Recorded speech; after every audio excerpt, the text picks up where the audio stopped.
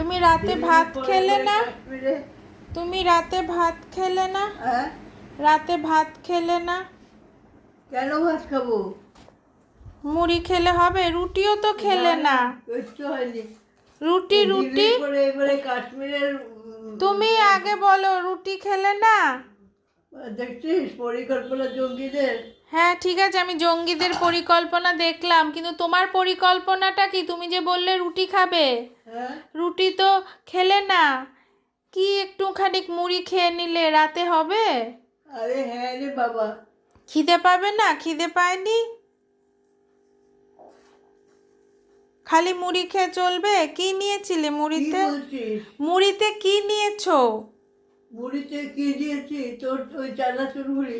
চানাচুর ভালো না, দিয়ে? শুধু ওইটা বাদাম আর ওইটা কিরম সবুজ সবুজ শক্তগুলো।